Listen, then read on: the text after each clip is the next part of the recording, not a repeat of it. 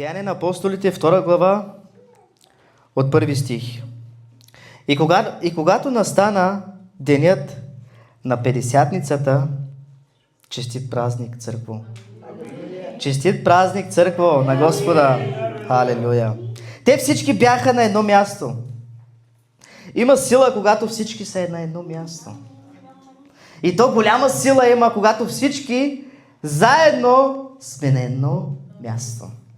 Когато сме всички заедно на едно място, дяволът трепери.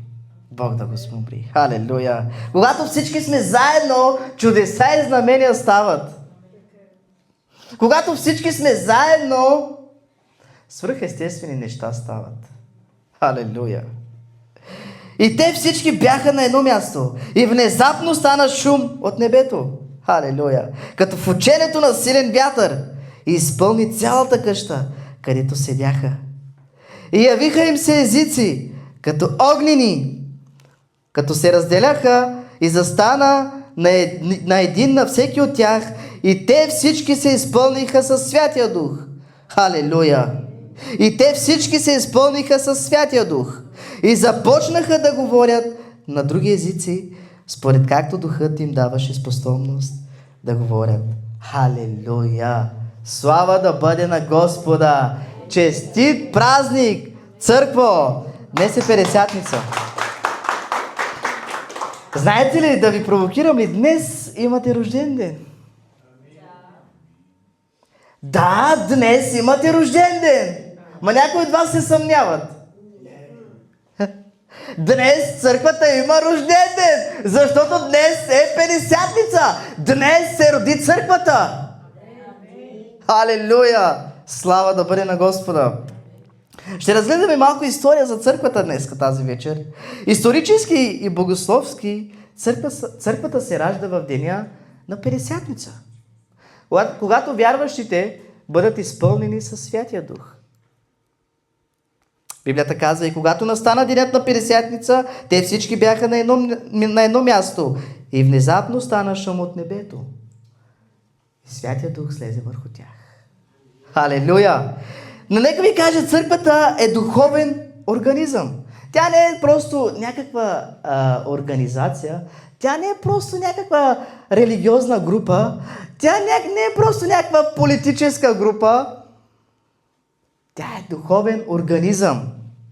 Живо, динамично тяло, в което всеки вярващ има своята уникална функция.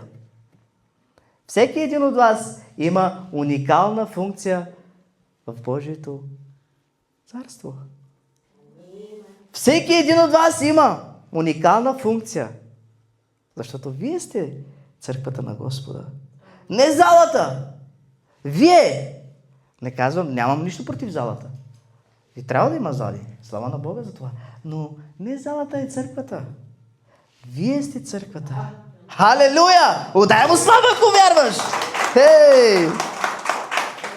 Нека разгледаме природата на църквата. Църквата е наречена Божий народ.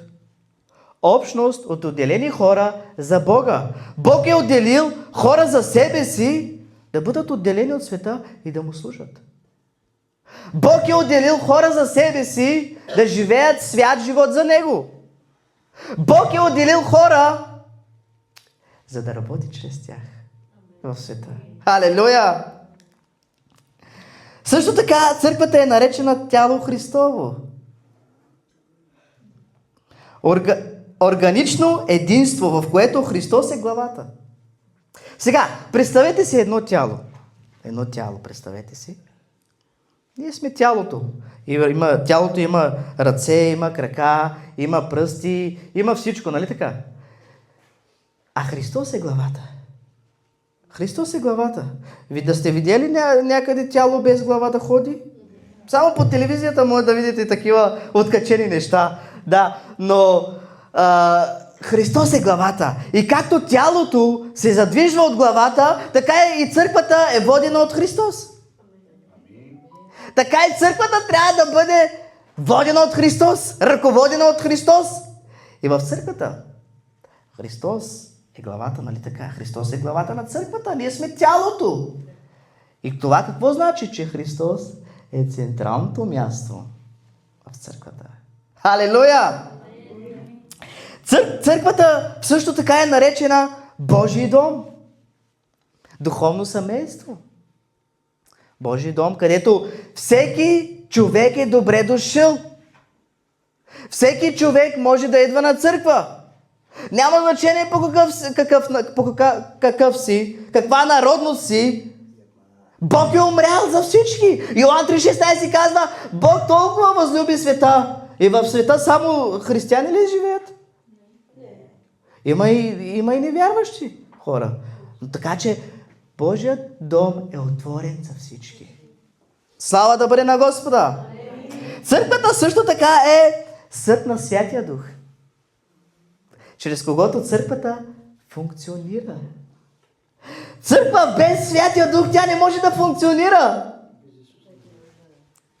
Църква без Святия Дух е религиозна група, която мисли, че служи на Господа. Която мисли, че върши Божията воля. 4 песни, една кратка проповед. Амин, алелуя! Както каза брат Сеид, Бог да го благослови. Ще се видим и неделя. Това е религиозна група. Да. И нека ви кажа нещо за религията. Религията е много опасно нещо днес. Религията те отдалечава от Бог. Да, защото религията ти поставя някакви условия. Ти си много грешен, иди да идваш на църква. Ама ти си много грешна, не да идваш на църква. Ама ти ще пушиш цигари, не да идваш на църква. Ама ти вчера си пил алкохол, не да идваш на църква. Религията те отдалечава от Христос, докато благодата ти казва, ела. Ела такъв какъвто си. Ела такъв какъвто си. И моята любов има силата. Моята любов има силата да те промени. Халелуя! Божията любов е толкова голяма към нас, знаете ли, че Той не може да те остави на същото положение. Божията любов до такава степен е голяма към нас, че Той не може да те остави така. Халелуя! Църква без Святия Дух е суха. Църква без Святия Дух е суха. А знаете ли какво казва Писанието за сухото дърво? То не става за нищо, освен да се отсече и да се хвърли в огъня. Може ли нещо да направиш с сухо дърво? Нищо. Сухото дърво не дава плод. Ама колкото и голямо да е, ама колкото и дебело да изглежда, сухото дърво не дава плод. Да, Библията казва, брадвата лежи до него и отсича се и се хвърля в огъня. Защо? Защо се хвърля в огъня? Защото не дава плод. Ако имаш сухо дърво в градината си, ще го хвърлиш. 1 година, 2 години ще го държиш, 3 години ще го държиш, накрая ще го отсечеш. Църква без Святия Дух е заспала. Църква без Святия Дух е заспала. Едно от най-опасните неща, знаете ли какво е? Да заспиш духовно. Да. Едно от най-опасните неща е да заспиш духовно. Ама чакай, аз ходя 30 години на църква. Да, 30 години ходиш на църква, но така и не си срещнал Исус Христос.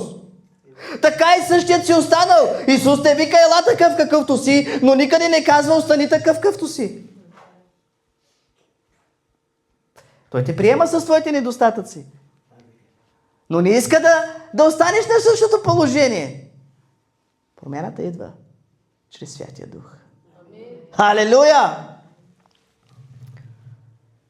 Казахме, църква без Святия Дух е заспала. Църква без Святия Дух буксува на място. От години на едно и също темпо. От години на едно и също място. От години едни и същи хора. От години едни и същи проповеди. От години едни и същи думи. От години едно и също нещо. Едни и същи откровения. Да. Църква без Святия Дух буксува на място, защото от години няма развитие. Църква без Святия Дух е безплодна. Няма плод в себе си. Изглежда изкуствена. Да, понякога изкуствените неща изглеждат много добре. Много хубави изглеждат, но нямат живот в себе си. Нямат плод в себе си. Няма този мирис в себе си. Няма това ухание в себе си. Да, може да изглежда добре за очите, но няма живот в себе си. Така и църква без Святия Дух няма плод в себе си. Ма чакай, ти може да пееш много. Ама чакай, ти мога да викаш много. Ама чакай, ти мога да ръкопляскаш много. Ама чакай, ти мога да проповядваш много. Много хубави думи мога да използваш. Но ако Святия Дух не помаже твоите думи няма да докоснат сърцата на хората. Но когато Святия Дух помаже твоите думи, може да са най-простите думи. Може да нямаш основно образование. Но когато Святия Дух помаже твоите думи ще накарат човека да се замисли, да се покае за своите грешки.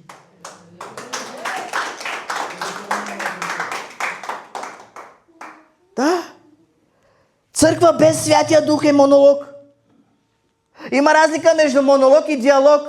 Диалог е когато двама души си водят разговор. Ти говориш и другият ти отговаря. Но монолог е когато само ти говориш, а Бог не ти отговаря. Ма чакай, може да се молиш супер много. Може да вземеш микрофона и да скъсаш колоните от викане. Но ако Бог не ти отговори, ще има ли файда от това? Най-много да купиш нови колони. Да.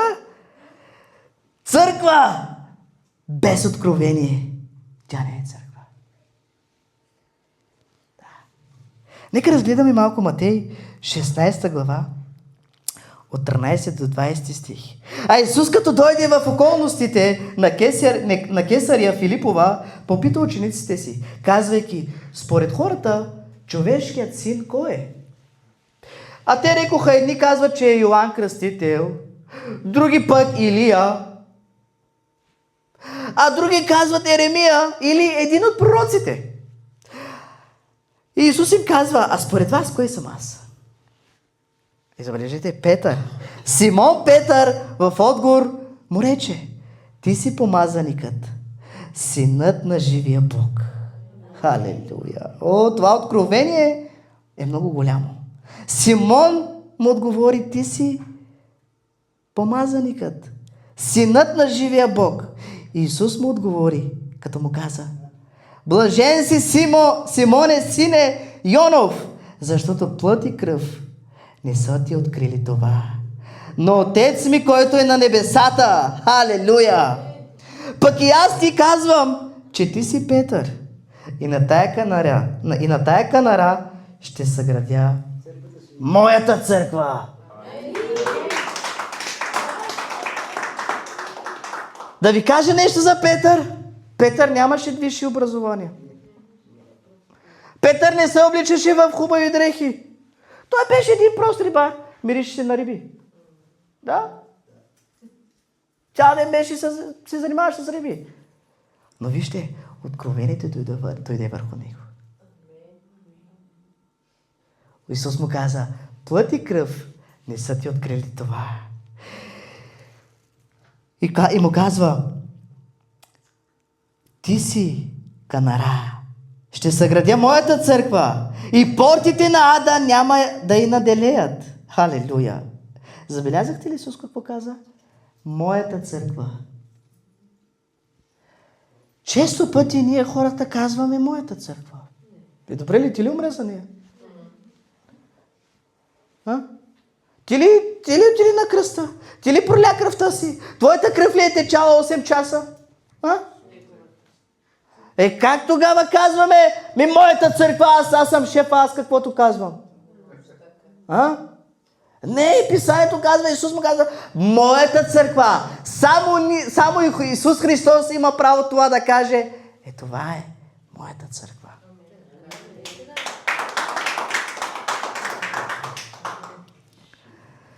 И му казва, ще ти дам ключовете на небесното царство. И каквото вържеш на земята, ще бъде вързано на небесата.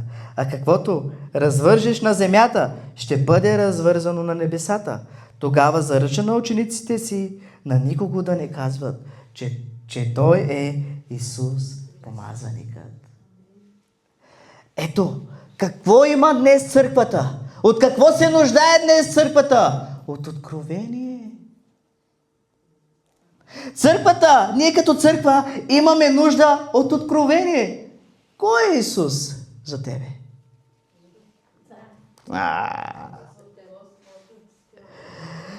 Исус е главата на църквата и синът на живия Бог. Халелуя! Ако разберем това откровение, силата е много голяма, да знаете. Да. Ако разбереш това откровение в живота си, че Исус Христос е главата и че Исус Христос е живият Бог, синът на живия Бог, това откровение ще ти даде силата на Святия Дух. Халелуя! Църквата е още наречена невястата на Христос. Да. Знаете ли какво означава невяста? Съпруга, жена. Точно така. И Исус в Откровение казва, ще се завърне за църквата си, за невястата си, която е без петно и гънка. Да, Той ще се завърне за такава църква. Той ще се завърне за такава. Без петно и гънка. Също така, църквата е наречена Божията градина. Божията нива и здание. Църквата е наречена също така армията на Бог. Ти си армията на Бог. Позволи му тази вечер да работи чрез тебе. Позволи му. Църквата е наречена още избран род, царско свещенство. Църквата е наречена Небесният Иерусалим. Халелуя! И вижте, тези имена не са просто някакви измислици. Тези имена, тези наименования ги пише в Библията. Мога да ви дам всеки един стих. Но ще нямаме време. И тези наименования не са просто метафори, а богословски образи, изразяващи различни аспекти и мисията на църквата. И нека ви кажа третата точка. За Святия Дух. Да. Святия Дух е животворящото присъствие, което прави църквата реална и действена. Без Святия Дух не може нищо. Църквата не е реална. Да. Ти идваш на църква, но ако Святия Дух не е тук, просто си дошъл на някаква сбирка от политици. Така да го кажа. Да. Просто си бил на някаква сбирка от религиозни хора, които напажат другите хора, които говорят за другите хора. Да. Но когато в една църква е Святия Дух, тази църква става реална за тебе. И тази църква има силата да те промени. Да. Слава да бъде на Господа. Без Святия Дух, без Него няма живот, единство и плод. Да. Църквата е ефективна, когато нейните членове носят плодовете на Духа. А сега да. Галатяни 5, 22, 23 казва, а плодът на Духа е любов. Плодът на Духа е любов. Тук сега не казва, не говори множествено число, плодовете. Плодът е един. Любов. И в любовта са всички останали проявления. Да, защото в любовта има радост. В любовта има мир, дълготърпение, благост, милосърдие, вярност, кротост, себеобуздание. И вижте, против такива неща няма закон. Църква без Святия Дух, без плодът на любовта е фризер с минусови температури. Алелуя, слава да Господи. Да! Църква без Святия Дух, без плодът на любовта е като фризер с минусови температури. Все едно си дошъл на Северния полюс. Да. Но когато църквата носи плодът на Святия Дух, още от вратата ще кажеш, това е моето място. Още от вратата ще кажеш, тук е Бог. Още от вратата ще кажеш,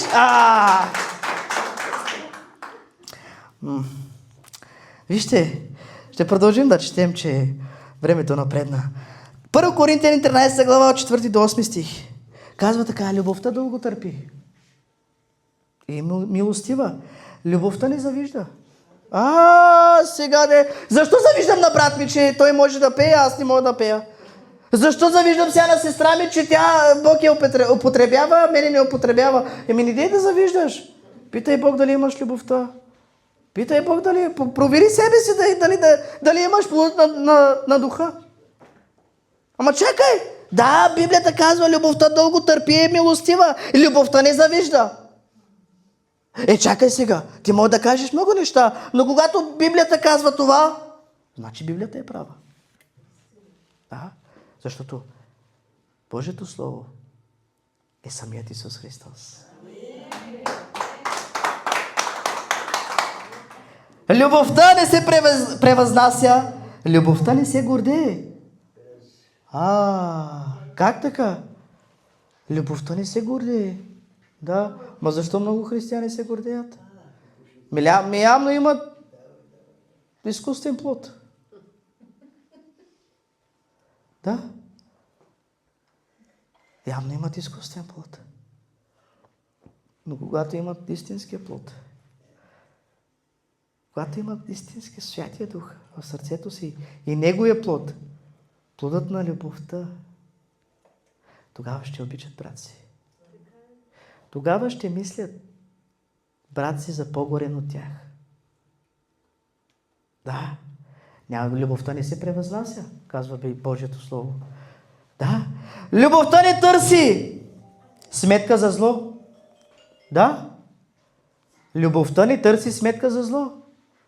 Защо много християни се нападат? Лисицо, знам какво ми направи миналата година, ще ти го върна. Да. Не сме, чакай, в Новия Завет пише така, да, в Стария Завет пише за око, за око, да, но не живееш в Стария Завет. Да. Не си в Стария Завет. Ти си в Новия Завет. Да. Против такива неща няма закон. Нека ви дам 3 ключови измерения на здрава църква. Номер 1. Духовна зрялост. Църквата трябва да изгражда ученици. Да! Църквата трябва да изгражда ученици. Трябва да има духовна зрялост. Ма чакай сега, как ще има духовна зрялост при положение, че той не може да говори български, тръгна да учи другите хора?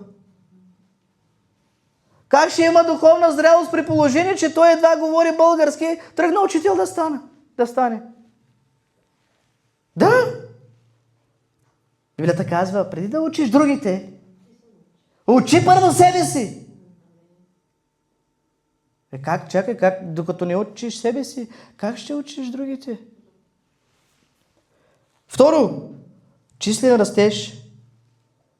Църквата трябва да се разширява, да разширява своето влияние.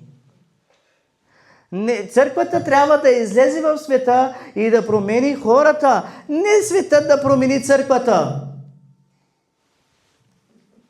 Да. Третата точка, трябва да има една църква финансова стабилност. Сега не проповядвам за пари. Да. Благовестието е безплатно. Но се иска средства за благословение. За благовестието се иска средства.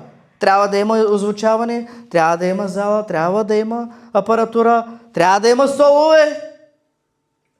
Не го казвам аз.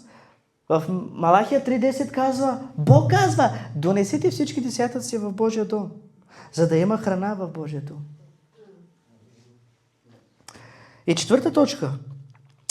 Ние като църква имаме отговорности. Знаете ли, че имаме много големи отговорности? Да. И тези отговорности са разделени на 3 етапа.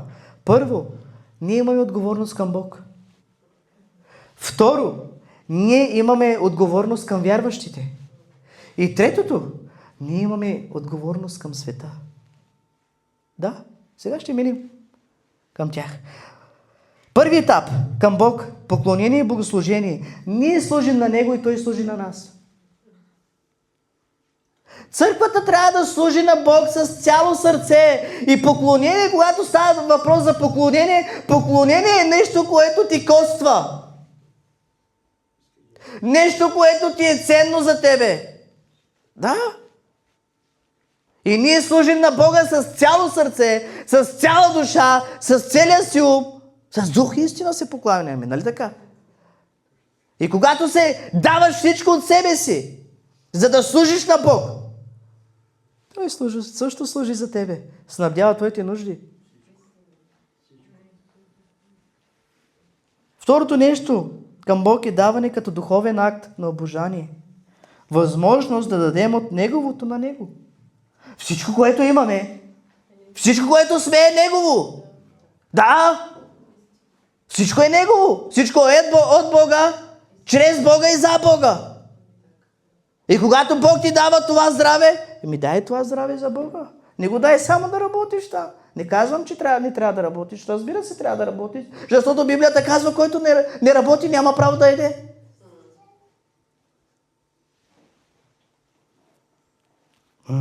Третата точка към Бог е послушание към Божието Слово. Изпълнение на Неговите думи и воля. Да. Ма чакай, как ще приема това Слово? Много ме боли. Много е изобличително. Извинявам се, но такова е Божието Слово. И ти трябва да го изпълниш. Трябва да се покориш. Това ти е отговорността към Бог. И втората отговорност е към вярващите. Трябва да има учение и утвърждение в здрава доктрина. Защото много доктрини излязоха сега на последно време. Че след когато умреш, имаш право, имаш възможност пак да се покаеш. Къде го пише това? Къде? От един стих не може да изкараш цяла доктрина. И това е много опасно нещо. Църквата трябва да има тази отговорност. Към вярващите. Втора точка към вярващите е да ги изграждаме духовно, чрез дисциплина, основана на любов. Трябва да ги ръководим чрез любов. Трябва духовно да ги изграждаме чрез любов. И сега как ще го изградиш, като отиваш да му кажеш, покай се, ти си много грешен. Как ще го изградиш духовно, като отиваш и му казваш неговите грешки, неговите грехове? Отивай и му кажи корекция с любов. Основана на Божието Слово. Халелуя! Третото нещо към вярващите е членство и принадлежност към общността на светиите. Трябва да има духовен растеж, казахме в църквата. Трябва да има единство в църквата. И трябва да има взаимна подкрепа. Да, църквата трябва да има духовна подкрепа. Взаимна подкрепа. Ти подкрепяш мене, аз подкрепям теб. Няма значение как. Дали с молитва, подкрепям те. Няма значение как. Дали ти давам някакви средства, това е пак подкрепа. Дали ти давам някакъв труд, да ти помагам за нещо, това е пак подкрепа. Когато ти обръщам внимание, това е пак подкрепа. Към света, отговорността към света, църквата трябва да евангелизира и да разпространява благата вест. Идете и проповядвайте благата вест на всички. Не само онлайн. Към света, втората точка, отразяване на Божия образ пред общността. Не само сега в църквата да се правиш много религиозен, да падеш на колене и да ревеш, а на работа да кажеш, аз не съм християнин. В църквата може да пееш много, да кажеш халелуя, слава на Бога, аз съм християнин, аз съм новороден, ама отиваш на училище и казваш, аз съм мюсюлманин. Да не бъде. И третото нещо към света, третата точка е застъпническа молитва. Да се молим за вярващите и за тези, които още не са познали Христос. Трябва да се молим за всички. Защото Исус умря за всички, Бог даде Сина си за всички, за целия свят. И ние трябва да се молим за всички. Да се покаяват, да се обръщат от пътя си, за да познаят Исус Христос. Честит празник! Църква на Бога! Халелуя! Бъдете благословени! Халелуя! Слава да бъде на Господа! Амин!